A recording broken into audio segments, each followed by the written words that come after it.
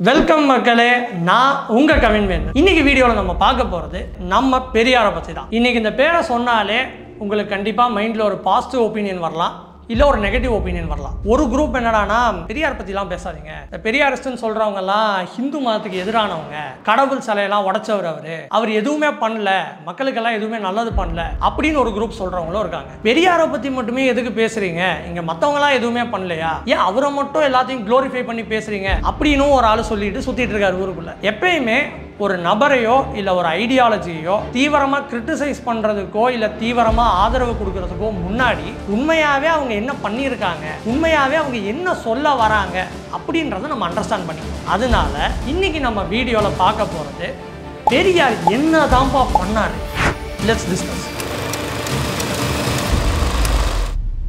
இன்றைக்கி நிறையா பேர் பெரியார் பேசினதெல்லாம் ரொம்ப எக்ஸ்ட்ரீமாக இருக்குது, அவர் சொன்ன கருத்துக்கள்லாம் ரொம்ப ஸ்ட்ராங்கான வைலண்ட்டான ஒப்பீனியனாக இருக்கே அப்படின்னு சொல்லலாம். ஆனால் பெரியார் பேசின கருத்துக்களையும் நம்ம புரிஞ்சுக்கணுன்னா பெரியார் வாழ்ந்த காலகட்டத்தை நம்ம புரிஞ்சுக்கணும். அந்த காலகட்டத்தில் நம்ம தமிழ்நாடு எப்படி இருந்துச்சு அப்படின்ற விஷயத்தையும் நம்ம முதல்ல பார்க்கணும். இப்போ ஒரு 70-100 வருஷங்களுக்கு முன்னாடி நம்ம பார்க்குற தமிழ்நாடு அப்போ கிடையாது. இன்னைக்கு நம்ம உத்தரப்பிரதேஷ், பீகார்லாம் எப்படி பார்த்துட்டு இருக்கோமோ, இன்ஃபேக்ட் அதை விட ஒரு 10 மடங்கு மோசமான நிலைமையில தான் அன்னைக்கு தமிழ்நாடும் இருந்திருக்கு. இப்போ நம்ம 1000 சொல்லலாம் சங்க காலத்தில் தமிழ்நாடு இப்படி இருந்துச்சு அப்படி இருந்துச்சுன்னு சொல்லி. பட் ரியாலிட்டி என்னன்னா, கடந்த 300-200 வருஷங்களாக இருந்த தமிழ்நாடு கம்ப்ளீட்டாக வேற. இப்போ பிரிட்டிஷர்ஸோட அக்கௌண்ட்ல பார்த்தோம்னா சென்சஸ் ஆஃப் இந்தியா ரெக்கார்ட்ஸ் படி தமிழ்நாடு, அதாவது அப்போ இருந்த மெட்ராஸ் பிரசிடென்சியோட லிட்ரஸி ரேட் ஆனது ஆண்களுக்கு 11%, பெண்களுக்கு 0.9% தான் இருந்திருக்கு. 1901 வரைக்குமே படிப்புலையும் பொருளாதார ரீதியாகவும் ஒரு பின்தங்கிய மாகாணமாகவும் மாநிலமாகவும் தான் அந்த காலத்தில் தமிழ்நாடுமே இருந்திருக்கு. பசி,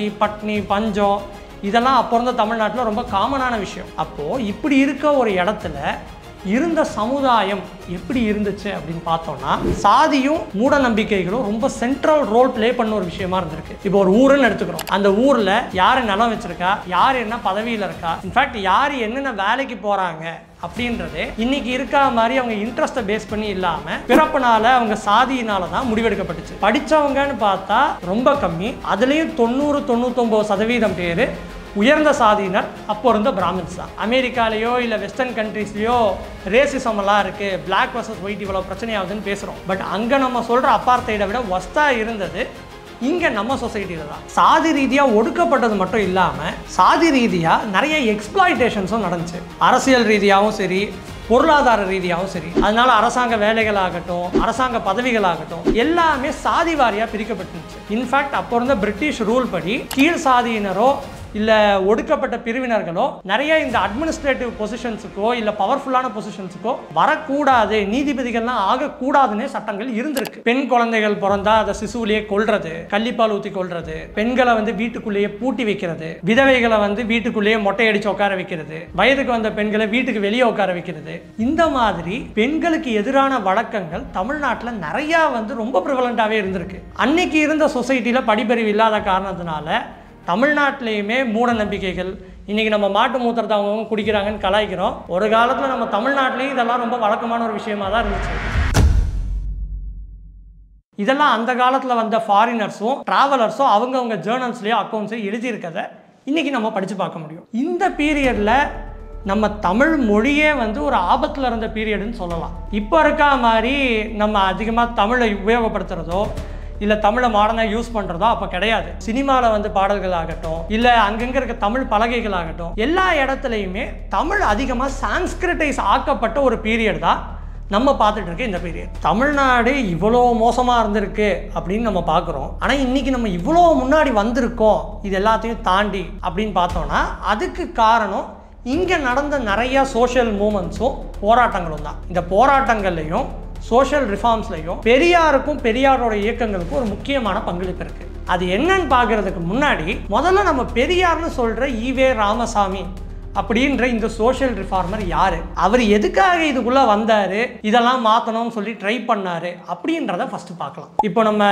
ஜென்ரலாக பெரியார்னு சொன்னாலே அவர் ஒரு கடவுள் எதிர்ப்பாளர், மதங்கள்லாம் திட்டுறவர் அப்படின்னு தான் நமக்கு தெரியும். ஆனால் அவர் பிறந்தது பார்த்தீங்கன்னா ரொம்ப ஒரு ஆர்த்தடாக்ஸான ரொம்ப மத நம்பிக்கை இருக்க ஒரு குடும்பத்தில் தான். டெய்லி 5 வேளை பூஜை பண்ணி இந்த பரிகாரங்கள்லாம் பண்ணி எல்லா ஸ்கிரிப்சர்ஸையும் கடவுள் சார்ந்த விஷயங்களையும் படித்து புரிஞ்சுக்கிட்டு தான் இவரோட இளமை காலங்களே அதிகமாக ஓடி இருக்கு. இப்போ பெரியார் பார்த்தீங்கன்னா ராமாயணம், மகாபாரதம், பகவத்கீதை, பைபிள், குரான், மத ரீதியான ஸ்கிரிப்சர்ஸ், ரிலீஜியஸ் ஒர்க்ஸ் இதெல்லாம் ரொம்ப தரோவாக படித்து தெரிஞ்ச ஒரு நபர் தான் பெரியார். அவரோட இளமை காலங்களில் வீட்டில் அதிகமாக இதை பற்றி தான் எப்பயுமே பேச்சு ஓடிட்டு இருக்கும்னு அவரே மென்ஷன் பண்ணியிருக்காரு. இப்படி இருந்த ஒரு நபர் பிற்காலத்தில் ஒரு நார்த்திகராகவும் ஒரு சோஷியல் ரிஃபார்மராகவும் வாழ்க்கையில் வரதுக்கு காரணம் அவர் வாழ்க்கையில் நடந்த சில இன்சிடென்ட்ஸ் தான். ஒரு தடவை என்ன ஆகுதுன்னு பார்த்தீங்கன்னா, வீட்டில் சண்டை போட்டுட்டு கோச்சுக்கிட்டு காசிக்கு கிளம்பி போகிறாரு. ஒரு மன அமைதி வேணும், ஒரு ஆன்மீக தேடல் வேணும்னு சொல்லி இந்து மதத்தோட புனித ஸ்தலங்களெல்லாம் போய் பார்க்குறாரு. ஆனால் இந்த புனித ஸ்தலங்களை தேடி போகிற பெரியார் என்னவோ அந்த இடத்துல பார்க்கறது என்னன்னா, கடவுள் பேராலையும் மதத்தின் பேராலையும் நிறைய அக்கிரமங்கள் இந்த வாரணாசியில் நடக்கிறதையே அவர் கண்கூடா பார்க்குறாரு. ஒரு நாள் ரொம்ப பசி பட்டினி அதிகமாக இருந்ததுனால ஒரு சத்திரத்தில் சாப்பிட்றதுக்கு போகிறாரு. அந்த சத்திரத்துக்குள்ளே போகிறப்போ இங்கே பிராமணர்கள் மட்டும்தான் சாப்பிட முடியும், பிற ஜாதியினர்கள் உள்ளே வரக்கூடாதுன்னு போர்டு போட்டு, சரி என்ன பண்ணலாம் பசிக்குதேன்னு சொல்லி அவர் ஒரு ஐடியா பண்ணி பூணூல் போட்டுக்கிட்டு பிராமின்ஸ் மாதிரியே ட்ரெஸ் பண்ணிக்கிட்டு உள்ளே போகிறாரு. ஆனால் இவர் பிராமின் இல்லை அப்படின்னு கண்டுபிடிச்சதும் இவர் அந்த சத்திரத்தை விட்டு வெளியே தூக்கி போடுறாங்க. சரி வேறு வழியே இல்லைன்னு சொல்லி அங்கே வெளியே இருக்க எச்ச இலைகளை எடுத்து சாப்பிட போகிறாரு. அந்த எச்சல இலையில் என்ன இருக்குது எடுத்து சாப்பிட போகிறப்ப தான் அங்கே பின்னாடி இருக்க போர்டில் பார்த்தா அந்த மடத்தை கட்டுனதே ஒரு பிராமின் கிடையாது, இவரை மாதிரி தென்னிந்தியாவை சேர்ந்த ஒரு நடுத்தர சாதியினர் தான் கட்டியிருக்காரு. மடத்தை கட்டினதே நம்ம தான், இருந்தாலும் அங்கே உள்ளே போய் சாப்பிடணுன்னா நமக்கு சாதி ஒரு தடையாக இருக்கா அப்படின்ற கேள்வி பெரியார் மனசுக்குள்ளே எழுது. இதுதான் பின் நாட்களில் அவர் சாதியையும் மதங்களையும் கிரிட்டிக்கலாக கேள்வி கேட்க வச்ச ஒரு தருணமாகவும் அமைஞ்சிருக்கு. காசியிலேருந்து திரும்ப வந்ததும் அவர் கொஞ்சம் வருஷம் கவர்மெண்ட் சர்வெண்ட்டாக வேலை பார்த்தாரு. அதுக்கு அப்புறமா அவர் அரசியல்னு ஜாயின் பண்ணது என்னவோ இந்தியன் நேஷனல் காங்கிரஸாக தான். அந்த காலகட்டத்தில் தென்னிந்தியாவில் மகாத்மா காந்தியோட சேர்ந்து இந்திய விடுதலைக்காக போராட்டம் நடத்தின ஒரு ஃப்ரீடம் ஃபைட்டர் தான் பெரியார். இங்கே கல்லுக்கடை மறியல், கதராடை விற்கிறது, இந்த மாதிரி நிறைய விஷயங்களை பண்ணி அங்கே இருந்த மெட்ராஸ் பிரசிடென்சியோட மாகாண தலைவராக தேர்ந்தெடுக்கப்பட்டு 5 வருஷம் ஒர்க் பண்ணியிருக்காரு. இப்படி காங்கிரஸில் செல்வாக்காக இருந்த ஒரு மனிதர் காங்கிரஸை விட்டும் காந்தியை விட்டும் வெளியே போகிறதுக்கு என்ன காரணம் அப்படின்னு பார்த்தோம்னா, கோயில் நுழைவு போராட்டம். இப்போ இன்னைக்கு எல்லாருமே கோயிலுக்கு போயிட்டு வரோம். ஆனால் இது பார்த்தீங்கன்னா ஒரு ரீசெண்டான ட்ரெண்ட் தான், ஒரு 70-80 வருஷமா இருக்கிறது தான். அதுக்கு முன்னாடி இருந்த ஹிஸ்டரியில கீழ் சாதியினரோ இல்லை பிற்படுத்தப்பட்டோரோ கோயிலுக்கு பக்கத்திலேயே அனுமதிக்கப்படல. இந்த நிலைமை கேரளாவில் இருக்க வைக்கம் அப்படின்ற இடத்துல தான் ரொம்ப சிவியரா இருக்கு. எந்த அளவுக்குன்னு பார்த்தீங்கன்னா,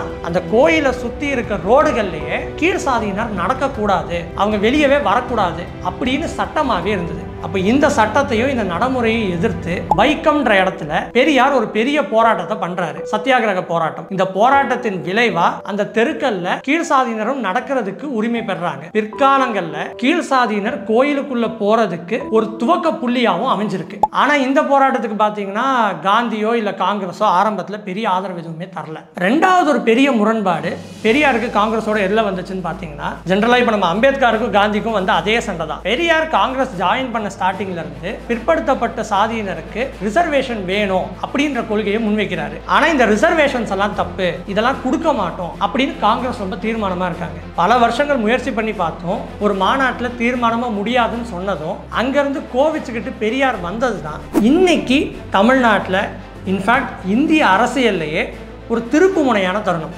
ஏன்னா அதனோட விளைவாக தான் ரீஜியனல் பார்ட்டிஸ் அண்ட் அங்கங்கே இருக்க மாநில கட்சிகளுக்கான ப்ராமினன்ஸ், அதுக்கு பின்னால் வளர்ந்த திமுக அதிமுகன்ற அமைப்புகளோட விளைவாக வளர்ந்துச்சு. காங்கிரஸை விட்டு வெளியே வந்த பெரியார் எல்லாரும் நினைக்கிற மாதிரி எடுத்த உடனே திராவிட சித்தாந்தம் அப்படின்ற விஷயங்களை கையில் எடுக்கல. அவரோட முதல் சித்தாந்தம் எதுன்னு பார்த்தீங்கன்னா ரேஷனலிசம், அதாவது பகுத்தறிவு. எந்த ஒரு விஷயத்தை யாரு சொன்னாலும் அது ஏன் எதுக்குன்னு கேள்வி கேட்கணும், அது உண்மைதானான்னு ஆராயணும் அப்படின்ற ஒரு விஷயத்தை பெரியார் மக்கள் மத்தியில் முன்வைக்கிறாரு. அப்போ இருந்த மக்கள் மத்தியில் மூட நம்பிக்கைகளாகட்டும் இல்லை சாதி மத வழக்கங்களாகட்டும் இந்த மாதிரி விஷயங்கள்லாம் உண்மைதானான்னு சிந்திச்சு பாருங்க அப்படின்னு சொல்லி கேள்வி கேட்கிறாரு. இந்த கேள்விகளும் அவர் ரொம்ப இந்த அன்கன்வென்ஷனலாக பண்ணுற சில அப்ரோச்சஸும் நிறைய பேர் மத்தியில் எதிர்ப்பை உண்டாக்குனாலும் மக்கள் மத்தியில் ஒரு பேச்சு உருவாகுது. இந்த பேச்சும் டிஸ்கஷனும் டயலாகும் அதிகப்படியாக நிறைய விஷயங்களை மக்கள் கேள்வி கேட்க, பழமைவாத சிந்தனைகள் மூட நம்பிக்கைகள்லாம் மக்கள் தூக்கி போடுறதுக்கு ஒரு முக்கியமான சப்போர்ட்டா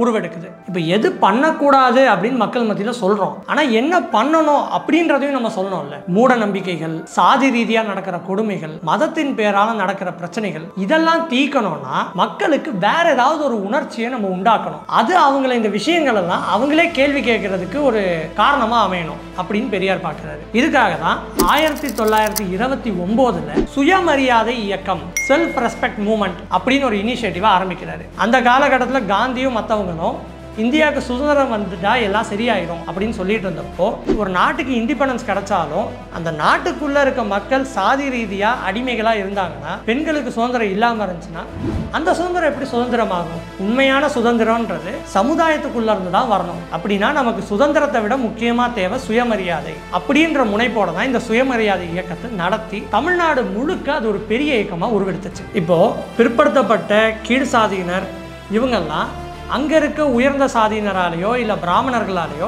எந்த விதத்திலையுமே மரியாதை கொடுக்கப்படாம இருந்தாங்க. அப்படி இருக்கப்போ அவன் உனக்கு மரியாதை கொடுக்கலன்னா என்னடா, உனக்கு நீ முதல்ல மரியாதை கொடுத்துக்க ஆரம்பி அப்படின்னு அவர் சொல்லி துவக்கி வச்ச ஐடியாலஜி தான் சுயமரியாதை இயக்கம். சுயமரியாதை இயக்கம் சில முக்கியமான சேஞ்சஸை தமிழ்நாட்டில் உண்டாக்குச்சு. அதுல ஒரு ஃபர்ஸ்ட் விஷயம் என்னன்னு பார்த்தா, அந்த காலத்துல பெரியார் தவிர்த்து எத்தனையோ பேர் சாதியை பற்றியும் சாதி கொடுமைகளை பற்றியும் மாற்றணும் ரிஃபார்ம்ஸ் எல்லாம் உண்டாக்கியிருக்காங்க. ஆனால் அவங்க எல்லாம் சொன்ன கருத்துக்கள் என்னன்னு பார்த்தா, எல்லா சாதியையும் சமமாக நடத்தணும், எல்லா சாதிக்குள்ளேயும் ஒற்றுமை வரணும் அப்படின்றதான் அதிகமாக முன் வச்சிருப்பாங்க. ஆனால் பெரியாருக்கு தோணுன ஐடியா என்னன்னா, ஒரு ஏணி இருக்கு, அதில் இருக்க ஒவ்வொரு பலகை ஒவ்வொரு சாதின்றப்போ எப்படி ஏணி அப்படியே வச்சுக்கிட்டு எல்லா பலகையும் வந்து சமம்னு சொல்ல முடியும்? ஏணியை உடைச்சாதானே சமமாக்க முடியும். அதுக்காக தான் சாதி பாகுபாடுகளை மாற்றணும்னா சாதியை மொத்தமாக ஒழிக்கணும்னு முடிவெடுக்கிறாரு. அதுக்கு 1929 நடந்த சுயமரியாதை மாநாட்டில் ஏற்படுத்தப்பட்ட தீர்மானம் தான் பேருக்கு பின்னாடி சாதி பேர்கள் போடக்கூடாது. அது அன்னைக்கு பண்ண ஒரு சின்ன விஷயமா இருக்கலாம். பட் இன்னைக்கு வரைக்கும் தமிழ்நாட்டில் பார்த்தீங்கன்னா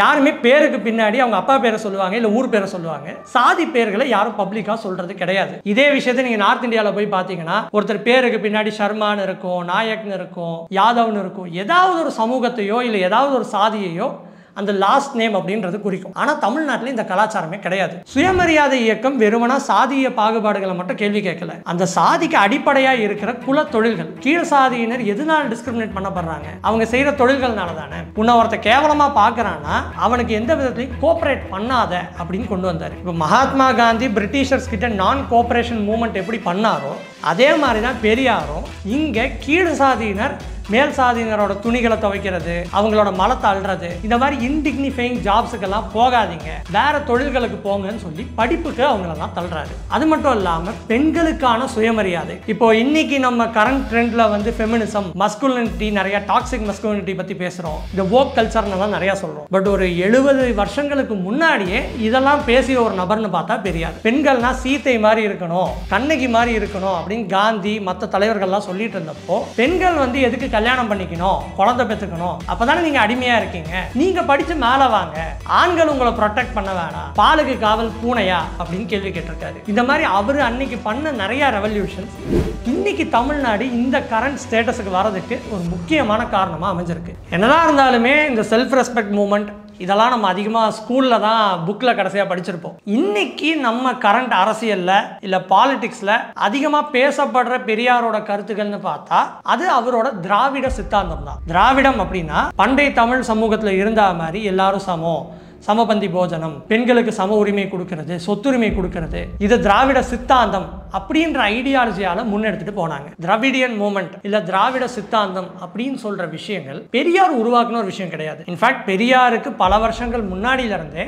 இந்த ஐடியாலஜி இருந்துகிட்டே தான் இருந்திருக்கு. அவருக்கு முன்னாடியே அயோத்திதாச பண்டிதர், ரெட்டைமலை சீனிவாசன், இவங்க எல்லாருமே திராவிடம் அப்படின்ற ஒரு ஐடியாலஜியை எடுத்துக்கிட்டே தான் இருந்திருக்காங்க கையில. அன்னைக்கு இருந்த சமுதாயத்துல தென்னிந்தியால தமிழர்களுக்கும் தென்னிந்தியர்களுக்கும் கலெக்டிவாக இருந்த அந்த ஒரு கோவத்தின் வெளிப்பாடாக வந்தது தான் திராவிட இயக்கங்கள். ஆனால் அதை முன்னாடி இருந்து தலைமை தாங்கி அதுக்கு எந்த பிரச்சனையும் வராமல் அதை வளர்ந்ததுக்கு ஒரு முக்கிய காரணமாக இருக்கிறதுனால பெரியாரை நம்ம இன்னைக்கு வரைக்கும் இதுக்கு கொண்டாடி தான் ஆகணும். இப்போ இந்த திராவிட சித்தாந்தம் எதை பேஸ் பண்ணுச்சு, இதில் என்ன பண்ணியிருக்காங்க அப்படின்னு பார்த்தீங்கன்னா 1937 இப்போ இருக்க மாதிரியே தான் அங்கே இருந்த கவர்மெண்ட்டும் மக்கள் மத்தியில் ஹிந்தி மொழியை கொண்டு போய் சேர்க்க போகிறோம், தமிழ்நாட்டில் ஹிந்தியை வந்து ஒரு கம்பல்சரி லாங்குவேஜாக ஸ்கூல்ஸ் எல்லாம் சொல்லித்தர போகிறோம் அப்படின்ற ஐடியாவை கையில் எடுத்தாங்க. அதுக்கு பல தரப்புலேருந்து எதிர்ப்பு வந்தப்போ மக்களை ஒருங்கிணைச்சு பெரிய அளவில் ஹிந்தி எதிர்ப்பு போராட்டங்கள் நடந்துச்சு. அதை தலைமை தாங்கி நடத்தின ஒரு முக்கியமான நபர் பெரியாரும் கூட. அந்த இடத்துல அவர் முதல்ல சொன்ன கருத்து தான் தமிழ்நாடு தமிழர்களுக்கு மட்டுமே. இது இன்னைக்கு வரைக்குமே நிறைய தலைவர்கள் ஸ்டேஜை பேசி நம்ம கேட்டிருப்போம். ஆனால் விதை போட்டது யாரு?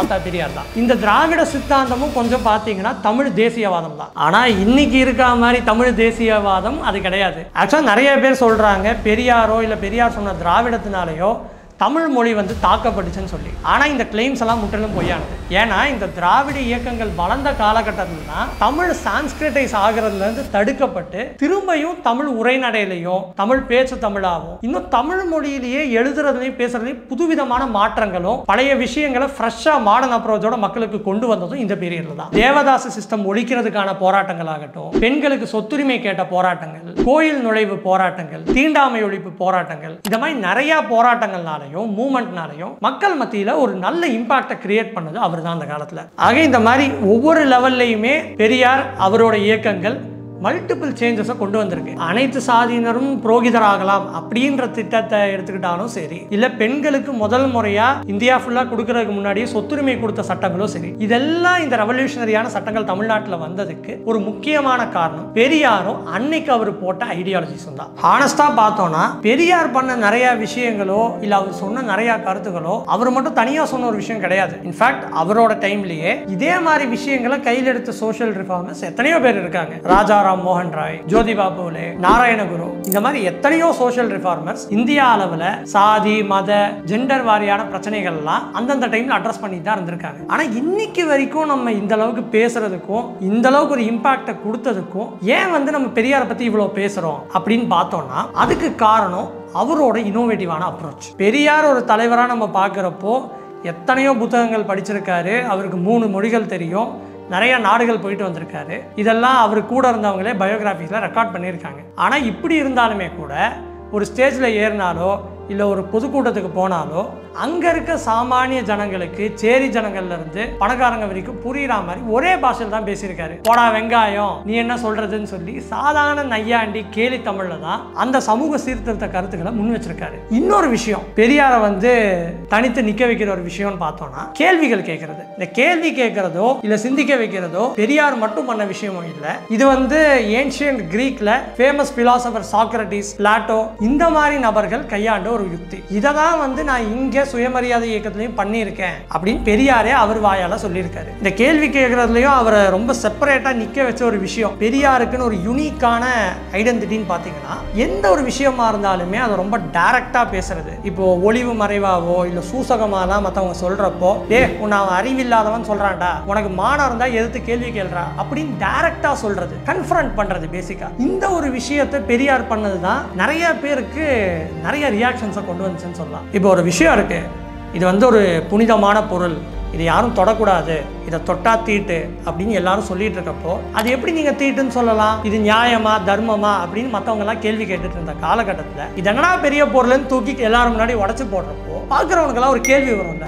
ஆமா இவர் தொட்டாரு உடைச்சாரு ஒண்ணுமே அவளே இருக்கு, அப்போ இதெல்லாம் உண்மைதானா அப்படின்னு சொல்லி இந்த விஷயத்தை தான் பெரியார் கையாண்டாரு. இதுக்காக நிறைய இடங்கள்ல சில எக்ஸ்ட்ரீம்ஸுக்கும் போனாரு. ஈவன் கடவுள் சிலைகளை உடைக்கிறது அந்த மாதிரியான சில விஷயங்களையும் செஞ்சாரு. இது எல்லாத்தையும் விட முக்கியமா இந்த திராவிட இயக்கங்களையோ இல்ல திராவிட சித்தாந்தத்தையோ மக்கள் மத்தியில் சஸ்டெயின் பண்ணது எதுன்னு பார்த்தா ஒரு மாடர்னான அப்ரோச். இப்போ நமக்கு சோஷியல் மீடியா எப்படி இருக்கோ அதே மாதிரி தான் அந்த காலத்தில் முதல்ல வந்தது சினிமா. திராவிட இயக்கங்கள் பண்ண ஒரு மேஜரான விஷயம் என்னன்னு பார்த்தீங்கன்னா தெருவா போய் பேசுறது போஸ்டர் அடிக்கிறதுன்னு மட்டும் இல்லாம அந்த காலத்திலேயே சினிமா மூலயமா பாட்டுகள் மூலயமா பத்திரிக்கை மூலயமா பொதுமக்கள் அன்றாடம் பார்க்குற எல்லா இடத்துலையுமே இந்த மூவ்மெண்ட்டை எடுத்துட்டு போனாங்க. மக்கள் பார்க்குற எளிமையான பிளாட்ஃபார்முக்கு போனதுனால இது சாமானிய ஜனங்களையும் போய் சேர்ந்துச்சு. சோஷியல் ரிஃபார்ம்ன்றது சாமானிய மனிதனுக்கான ஒரு விஷயமாகவும் மாற ஆரம்பிச்சது. ஃபைனலான ஒரு டிஸ்டிங்ஷன் எங்கே இந்த திராவிட இயக்கங்களோ இல்லை பெரியாரோட சித்தாந்தமோ பெரிய டிஃப்ரென்ஸை கொண்டு வந்துச்சுன்னா, காலங்காலமாக நிறைய பழமைவாத விஷயங்களை எல்லாருமே திட்டியிருக்காங்க, மாற்றணும்னு சொல்லியிருக்காங்க.